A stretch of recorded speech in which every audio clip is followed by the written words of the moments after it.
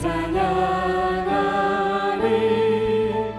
주님을 묵상함이 즐겁도다. 내 영혼 주 안에서 참 기쁘리. 내 영혼아 주님을 송축하라. 내 영혼아 주님을 찬양하라. 내 영혼아 주님을 송축하라. 내 영혼아 주님을 찬양하라. 내 평생 사는 동안 주 찬양하리. 여호와 하나님의 주를 찬양하리. 주님을 묵상함이 즐겁도다. 내 영혼 주 안에서 참 기쁘리. 내 영혼아 주님을 송축하라. 내 영혼아 주님을 찬양하라. 내 영혼아 주님을 송축하라. 내 영혼아 주님을 찬양하라. 내 평생 사는 동안 주 찬양하리. 여호와 하나님의 주를 찬양하리. 주님을 묵상함이 즐겁도다. 내 영혼 주 안에서 참 기쁘리. 내 영혼아 주님을 송축하라. 내 영혼아 주님을 찬양하라. 내 영혼아 주님을 송축하라. 내 영혼아 주님을 찬양하라. 내 영혼아 주님을 송축하라.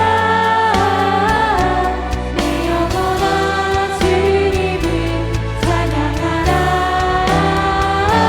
내 영혼아 주님을 송축하라. 내 영혼아 주님을 찬양하라. 내 영혼아 주님을 송축하라. 내 영혼아 주님을 찬양하라. 내 영혼아 주님을 송축하라.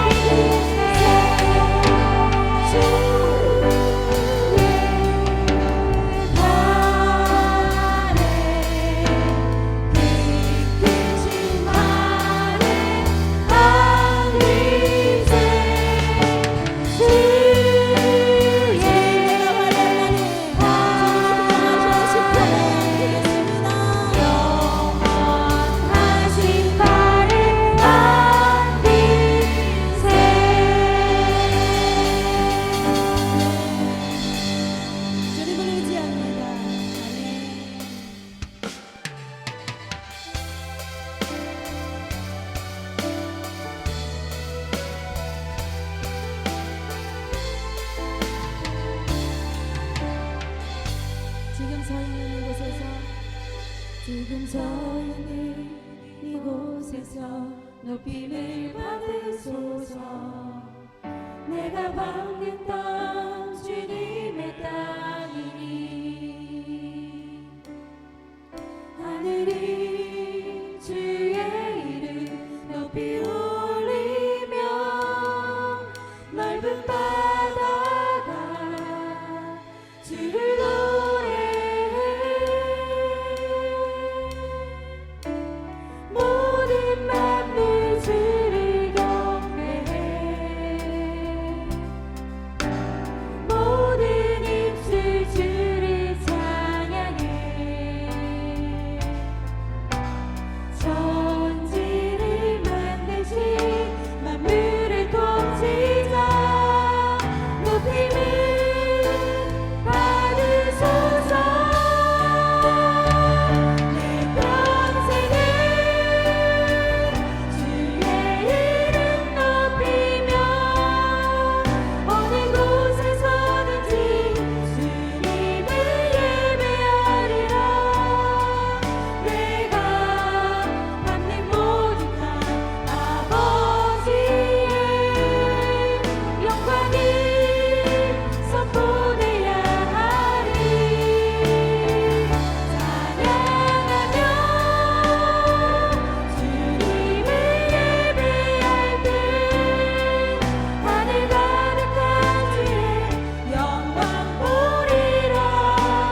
나를 통하여 너의 입술을 인하여 주의 이름 높임을 받으소서. 지금 서 있는 이곳에서 높임을 받으소서. 내가 밟는 땅 주님의 땅이 하늘이 주의 이름 높이 올리며 넓은 바다가 주를 노래해. 모든 종들 주를 경배해. 모든 입술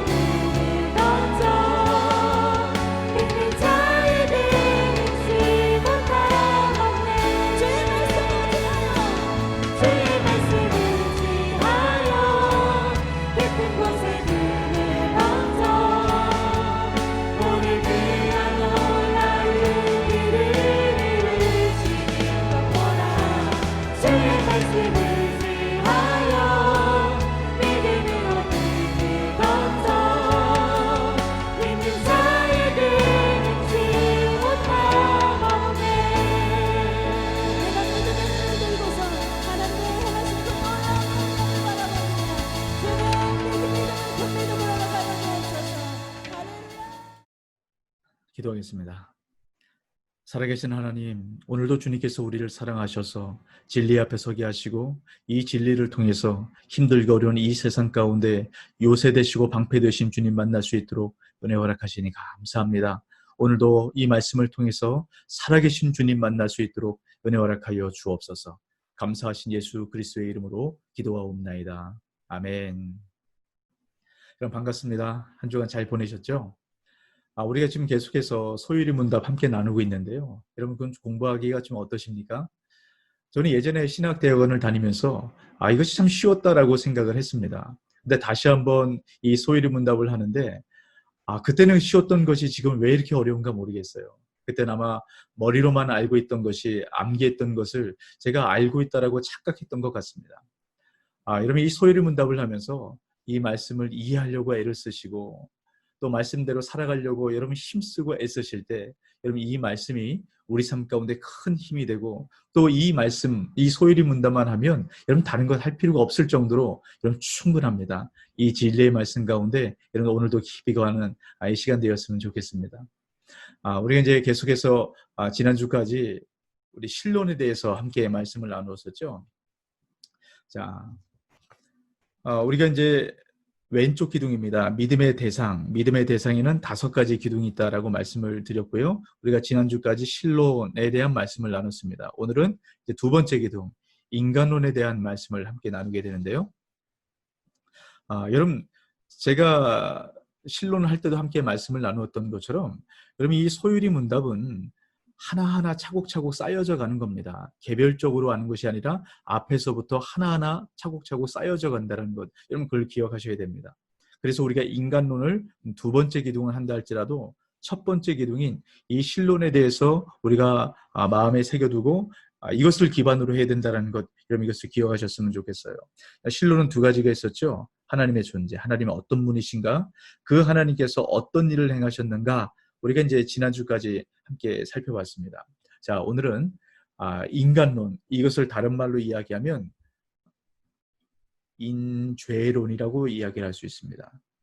사람이 지은 죄에 대한 얘기를 우리가 함께 나누게 될 겁니다. 자, 오늘 이제 13문부터 함께 나누게 될 텐데요. 13문 질문 같이 한번 읽어볼까요? 우리의 첫 조상은 그들이 창조되었던 원래 상태 그대로 있었습니까? 그럼 창조되었던 원래 상태 그대로 있었는가? 이제 이것을 묻는 거죠. 그럼 창조되었던 원래 상태를 뭐라고 얘기합니까? 하나님의 형상이라고 이야기를 합니다. 여러분, 우리가 이 하나님의 형상에 대해서 이야기를 할 때 이 하나님의 형상은 하나님이 영이시지 않습니까? 그래서 하나님의 형상이라는 것은 실체적이라기보다는 관계적이라는 것을 우리가 생각을 해야 돼요.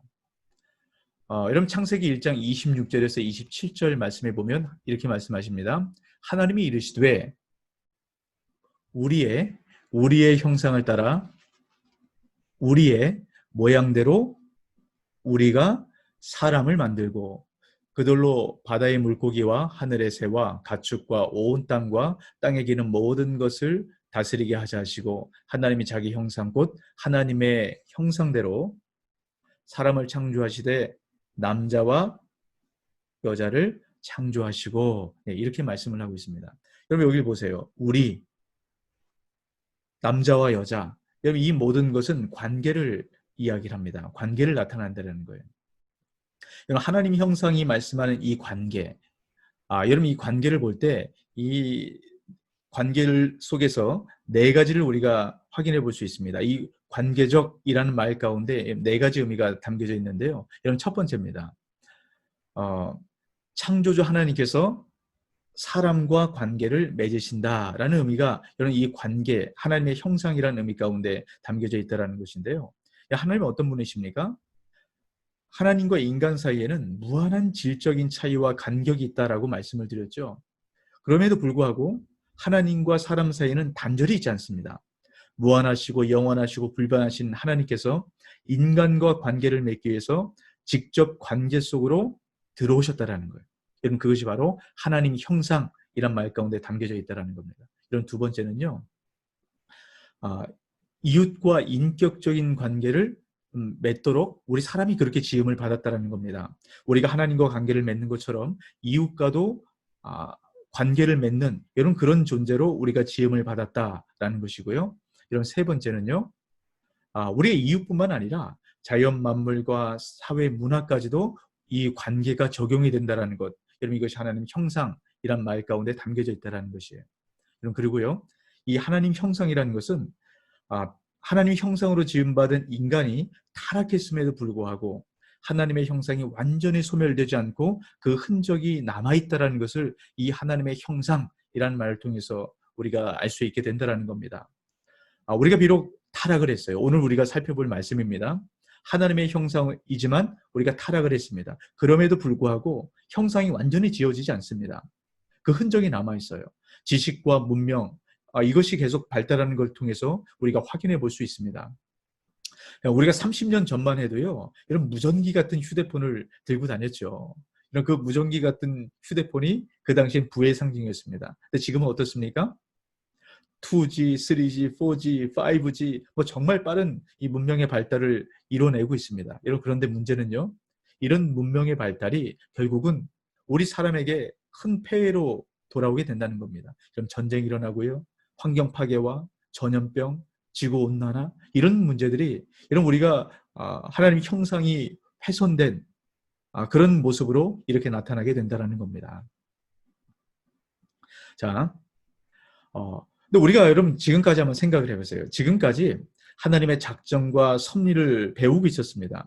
그리고 사람을 뭐라고 말씀하셨습니까? 원래의 상태, 하나님의 형상이라고 말씀을 드렸죠. 하나님 형상으로 지음받은 인간의 축복에 대해서 말씀을 나눴어요. 여러분, 그런데 이 13문에서 갑자기 타락이 등장합니다. 이런 완벽하신 하나님의 작정 가운데 있다고 했는데 그럼 어떻게 이 타락이라는 것이 가능할까? 이런 질문이 생기지 않습니까? 여러분, 이럴 때마다 우리가 늘 마음속에 두어야 되는 것은 하나님의 속성입니다. 여러분, 하나님 우리와 다른 분이세요. 무한하시고 영원하시고 불변하신 분이십니다.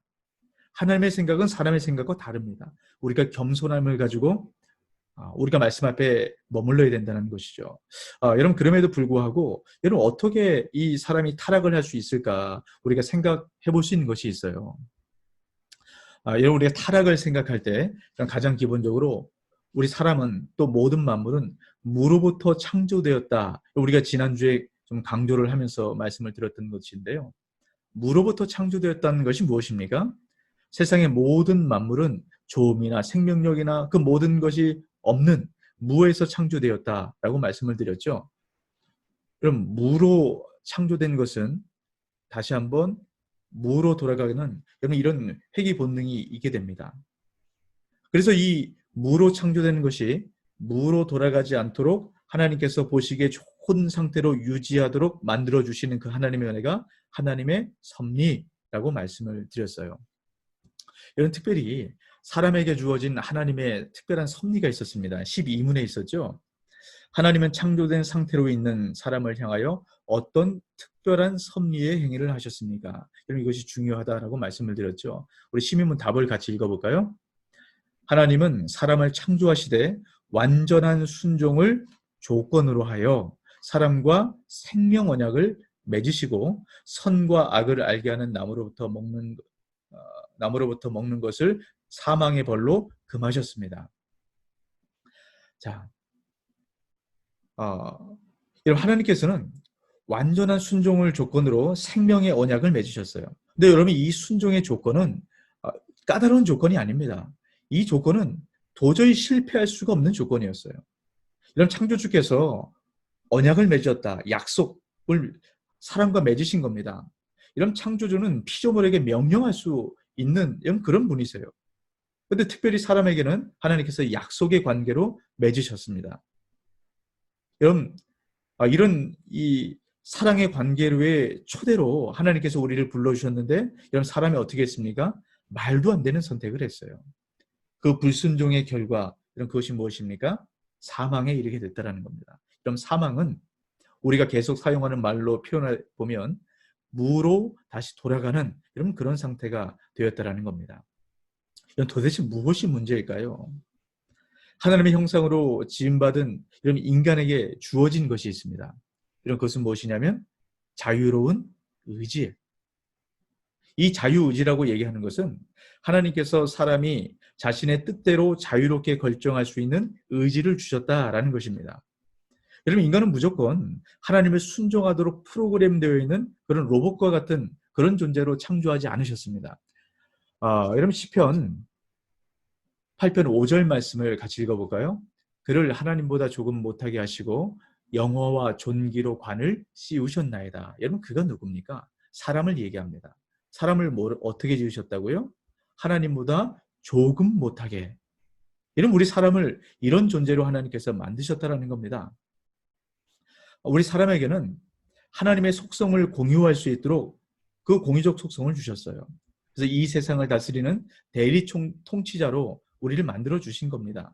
그래서 인격적이고 자발적으로 하나님을 사랑할 수 있는 그런 관계의 존재로 우리 사람을 창조하셨습니다. 그것이 하나님의 형상이라는 것이 담겨져 있다라고 앞에서 말씀을 드렸어요.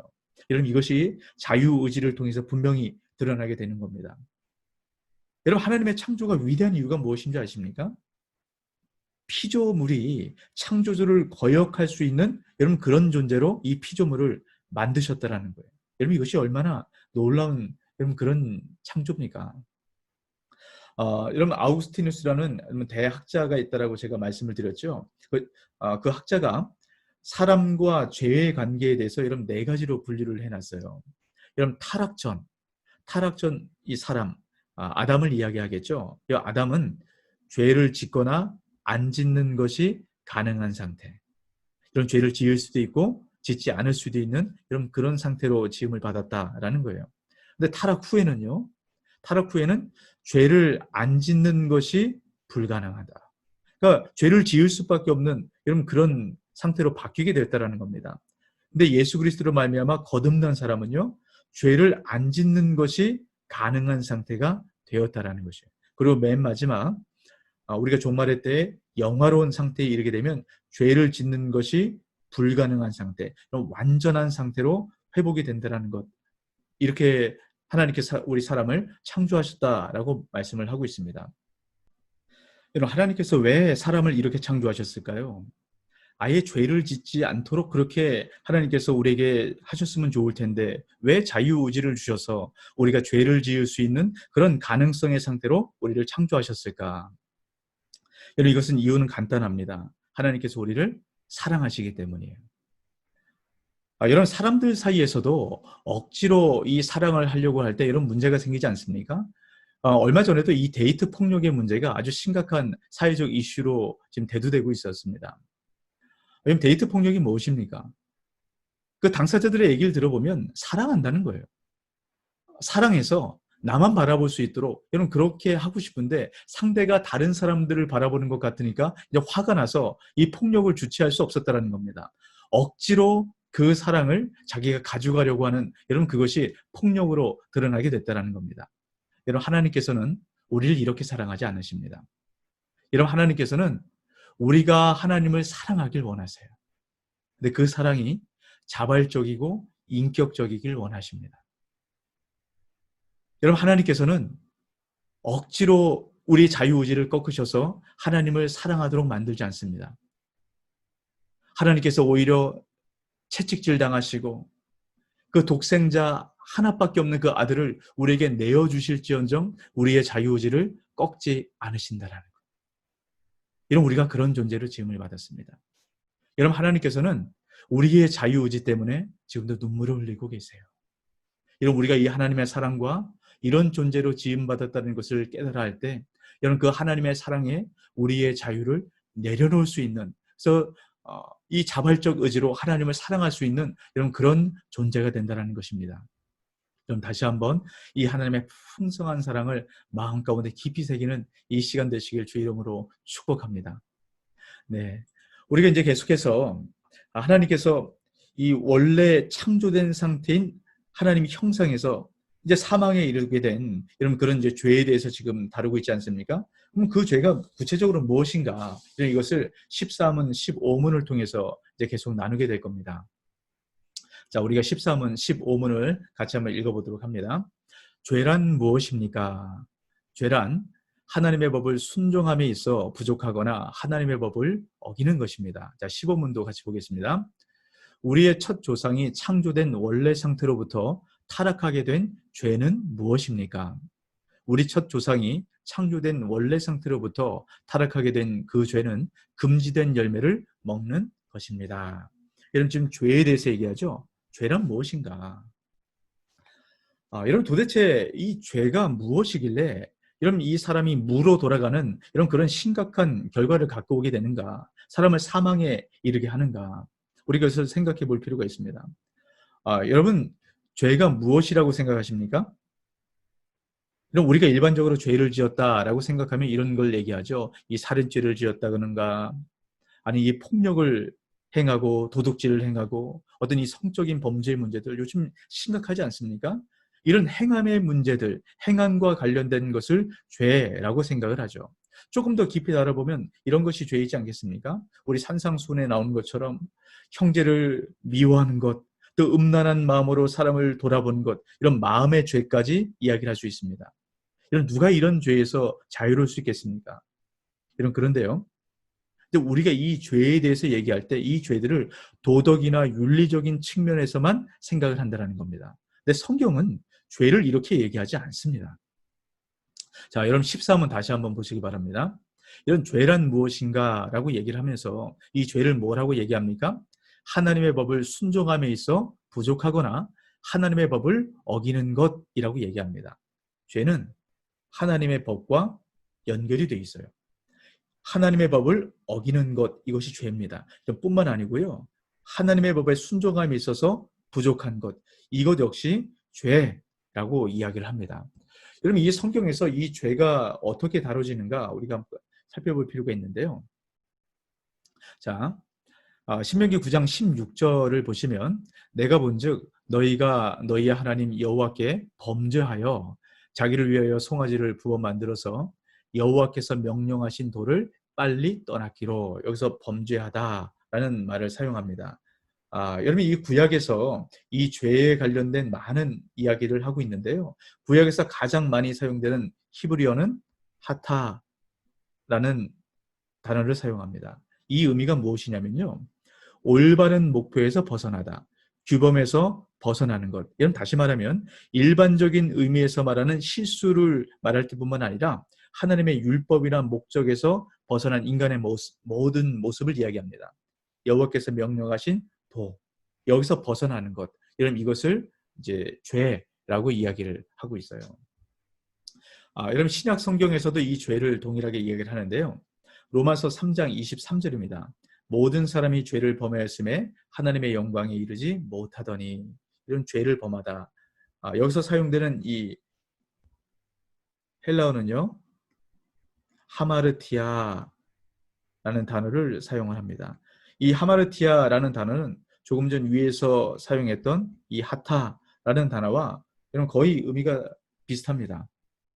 이 하마르티아라는 단어는 어떤 것이냐면 관역에서 벗어나다라는 의미가 있어요. 하마르티아라는 말은 여러분 이것이 관역이죠. 이 관역 안에 들어가야 여러분 점수가 매겨지지 않습니까? 이 관역에서 벗어나는 것. 여러분 이것을 성경은 죄라고 이야기를 합니다. 여러분 왜 성경에서 조금 전에 말씀드린 하타, 하마르티아 이런 말을 통해서 이 죄를 이야기를 하는가? 다시 말하면 이 관역에서 벗어난 것을 왜 죄라고 얘기하는가? 여러분 이 단어가 우리가 주의 깊게 살펴볼 필요가 있습니다. 이 단어가 주는 의미가 있습니다. 이런 성경에서 죄를 말하는 목적은 인간의 모습을 있는 그대로 바라보고 인정하게 해서 왜곡된 상황에서 벗어나서 다시 본래의 자리로 돌아가는 것, 벗어난 관역에서 다시 본래의 자리로 돌아가게 하는 것. 여러분 이것이 바로 이 죄를 언급하는 목적입니다. 여러분 철로 역정 우리 너무 잘 아시죠? 이제 존 버년이 썼던 여러분 책인데요. 이 철로 역정을 보면 이미 순례자가 자신의 비참한 처지를 깨닫고 이 무거운 짐, 이 짐을 메고 이 책 하나를 가지고 순례길을 떠나게 됩니다. 아, 여러분 이 죄를 깨닫는 순간 우리가 이 순례길을 떠날 수 있는 시작이 될 수 있다는 것입니다. 그래서 우리가 얼마나 죄인인가 이것을 아는 것이 여러분 굉장히 중요하다는 것이요. 여러분 그러면 우리가 지금까지 이 죄에 대해서 얘기를 나누면서 죄라는 것은 관역에서 벗어난 것 이것이 죄라고 말씀을 드렸습니다. 그럼 다시 돌아가야 될 이 관역이 무엇일까요? 이 관역이 바로 하나님의 법입니다. 하나님의 율법이 관역이에요. 이것으로 다시 돌아가야 된다라고 말씀을 나누고 있습니다. 우리가 이제 서론의 말씀을 나누면서 그리스도인의 장성한 분량으로 세워지기 위해서는 가장 기본적인 이 머릿돌 위에 두 기둥이 세워져야 된다라고 말씀을 드렸죠. 첫 번째 기둥이 믿음의 대상, 우리가 지금 다루고 있는 부분입니다. 우리가 어떤 대상을 믿어야 되나, 우리가 믿는 대상이 어떤 분이신가, 그 말씀을 우리가 지금 다루고 있고요. 여러분 그 다음에 그러면 우리 사람이 어떤 일을 행해야 되는가, 우리가 하나님께서 사람에게 의무하시는 요구가 무엇인가, 이것을 이제 다루게 되는 것이 39문부터 107문까지의 이야기입니다. 여러분 이 사람의 의무를 한마디로 요약하면 십계명이라고 이야기를 할 수 있습니다. 그럼 십계명은 두 가지로 나눌 수가 있었죠. 하나님을 어떻게 사랑할 것인가, 또 한 부분은 사람을 어떻게 사랑할 것인가. 이 하나님의 율법은 하나님을 어떻게 사랑하고 사람을 어떻게 사랑할 것인가, 여러분 이렇게 나누어져 있습니다. 자, 여러분 15번을 한번 보세요. 우리의 첫 조상이 창조된 원래 상태로부터 타락하게 된 죄는 무엇입니까? 이런 답이 무엇입니까? 우리의 첫 조상이 창조된 원래 상태로부터 타락하게 된 죄는 금지된 열매를 먹은 것입니다. 이런 금지된 열매가 무엇입니까? 선과 악을 알게 하는 나무의 열매. 여러분 이것을 먹었기 때문에 이런 결국 사망에 이르게 되었다라고 말씀을 합니다. 여러분 그러면 이 금지된 열매가 무엇일까요? 우리가 간혹 이 죄에 대해서 이야기를 할 때, 이 선과 악을 알게 하는 나무의 열매, 여러분 이 죄에 대해서 얘기를 할 때 우리는 이 열매에 대해서 집중을 하게 됩니다. 그래서 우리가 이 열매를 어떻게 생각을 하냐면 이 백성울중주에 나오는 이 독사가 이것을 먹으면 죽는 것, 이렇게 생각을 하고요. 또 한편으로는 이 판도라의 상자처럼 아주 위험한 것을 우리가 열은 것처럼 그렇게 생각을 합니다. 근데 여러분 중요한 것은 이 열매 자체가 아니라 열매가 주는 이런 의미가 무엇인가, 여러분 이것을 보아야 될 필요가 있어요. 여러분 이 열매라는 것은 인간이 무엇으로 사는 존재인지를 깨닫게 해주는 이런 지침의 역할을 하는 것입니다. 이런 우리가 흔히 죄에 대해서 생각을 할 때 우리가 얼마나 큰 죄를 지었고 작은 죄를 지었는가, 이런 죄의 경중에 대해서 집중하는 경향이 있습니다. 근데 우리가 이 죄를 볼 때는 우리가 무엇에 집중을 해야 되냐면 얼마나 큰 죄를 지었는가 작은 죄를 지었는가, 죄의 경중이 아니라 우리 마음과 행동이 하나님 법, 하나님 말씀에 집중이 되어 있는가, 하나님 말씀에 우리 방향성, 초점이 맞춰져 있는가, 여러분 그것을 우리가 보아야 된다는 겁니다. 여러분 죄라는 것은 하나님 말씀, 하나님 법이 우리 마음 가운데 없는 상태를 이런 죄라 그래요. 이런 모든 죄의 근원은 하나님 말씀이 우리 마음에 없을 때 생겨지는 것입니다. 여러분 다시 말하면 우리가 하나님 말씀을 가까이 하지 않고 하나님 말씀 묵상하거나 하나님 말씀을 읽지 않게 되면 우리는 죄로 빠질 수밖에 없는 이런 그런 상태에 이르게 된다는 거예요.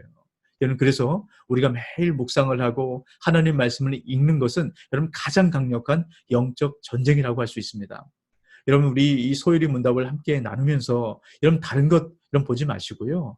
여러분 하나님 말씀을 깊이 묵상하시고 또 이 말씀을 읽음을 통해서 이 하나님의 말씀의 능력과 은혜가 무엇인가 여러분 다시 한번 맛보길 주의 이름으로 축복합니다. 자, 우리가 이제 지금 죄에 대해서 계속 말씀을 나누고 있는데요. 여러분 이 죄의 특징은 자율성입니다. 여러분 이 자율성이란 한자를 한번 보세요. 이 스스로 자체의 법률자를 쓰게 되죠. 이 자율이라는 것은 어떤 것이냐면 말 그대로 스스로가 법이 되는 겁니다. 외부의 어떤 제약이나 기준에 따라서 행동하는 것이 아니라 이 스스로가 기준이 되는 거예요. 여러분 이것이 바로 자율성입니다. 여러분 이것이 가장 심각한 죄의 특성인데요. 자, 이것을 다르게 한번 표현을 해보면 여러분 이 죄를 영어로 sin이라고 이야기를 하지 않습니까? 여러분 이 죄의 가장 핵심적인 특징은 무엇이냐면 내가 중심이 되는 겁니다. 내가 모든 것의 중심이 되고 내가 기준이 돼서 판단하기 시작할 때 여러분 그것이 바로 죄라는 것이에요. 우리 대한민국 헌법 제10조에 보면 모든 국민은 인간으로서 존엄과 가치를 가지며 행복을 추구할 권리를 가진다. 여러분 이것이 행복추구권이라고 얘기하죠. 여러분 당연히 이런 권리가 필요합니다. 여러분 그런데요.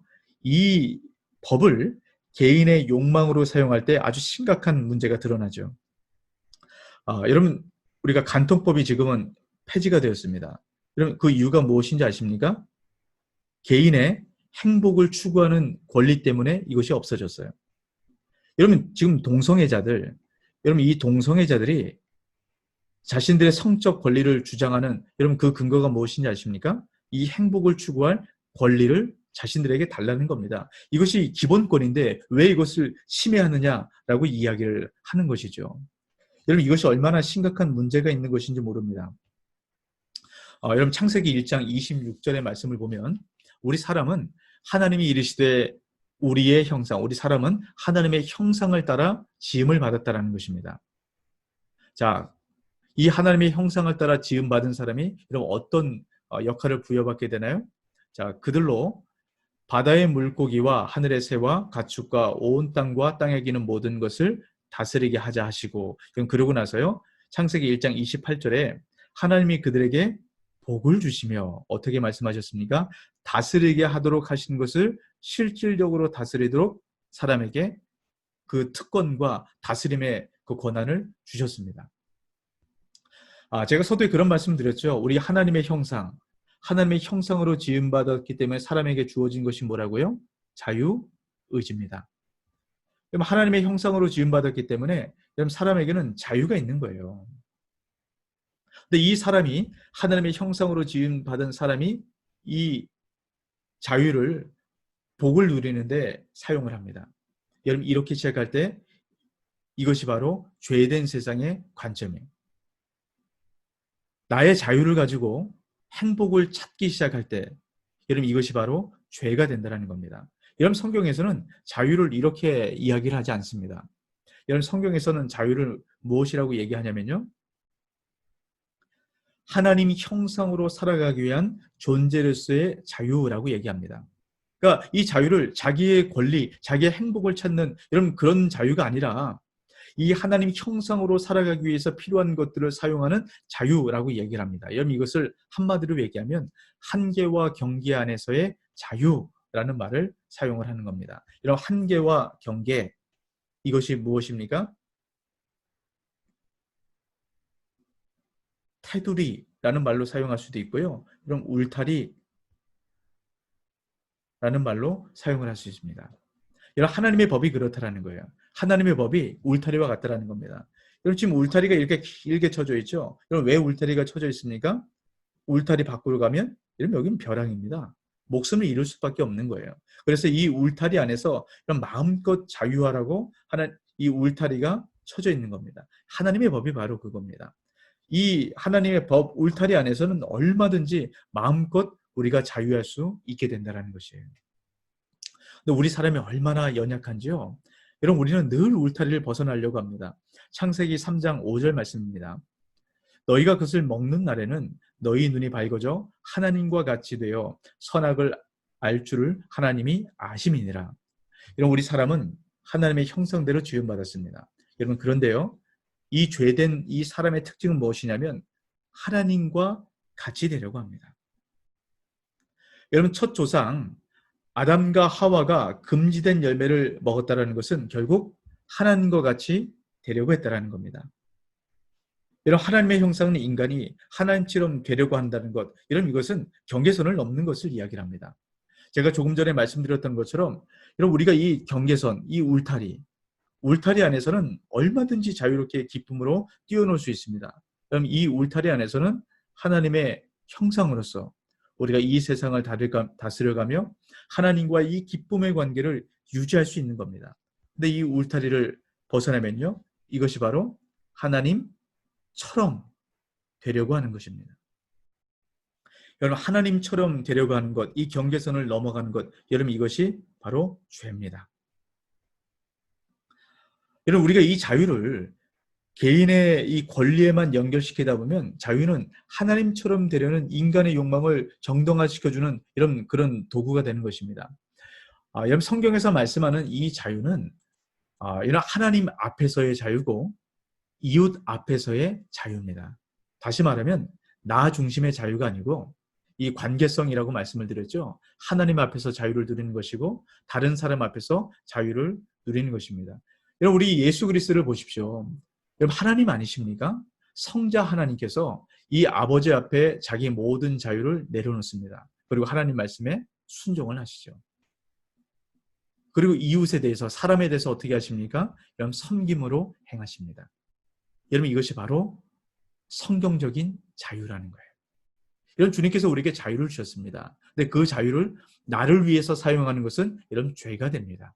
하지만 하나님과 이웃을 위해서 사용하기 시작할 때 여러분 이것이 사랑 안에서 누릴 수 있는 자유가 된다는 것이에요.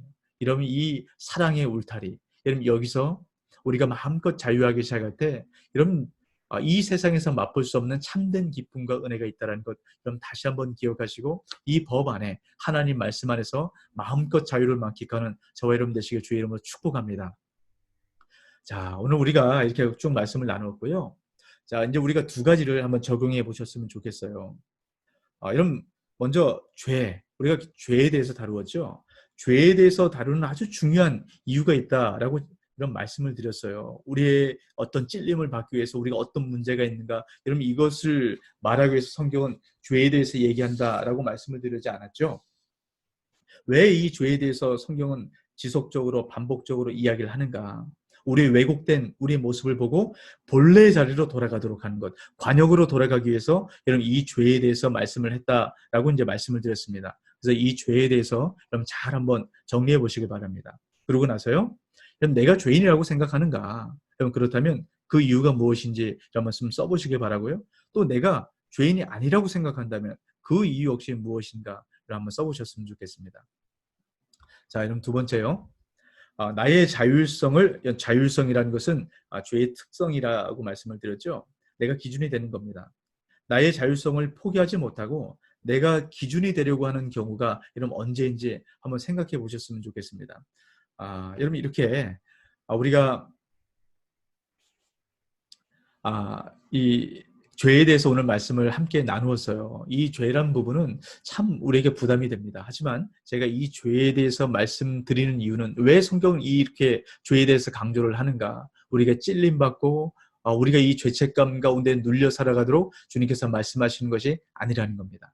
그럼 철로 역정을 다시 한번 기억하고 떠올려 보십시오. 우리 비참함, 이 죄의 비참함을 깨닫기 시작할 때 우리가 주님을 향해 나갈 수 있게 된다는 것입니다. 여러분, 이 한 주간 동안에 다시 한번 우리 죄의 모습을 돌아보시면서 우리 힘으로 감당할 수 없는 이 죄를 여러분 어떻게 해결할 수 있는가, 이 죄를 해결할 수 있는 그 주님을 향해 나가는 이 한 주간 되시길 주의 이름으로 축복합니다. 제가 기도하겠습니다. 사랑하는 주님, 오늘도 우리가 이 죄에 대해서 말씀을 함께 나누었습니다.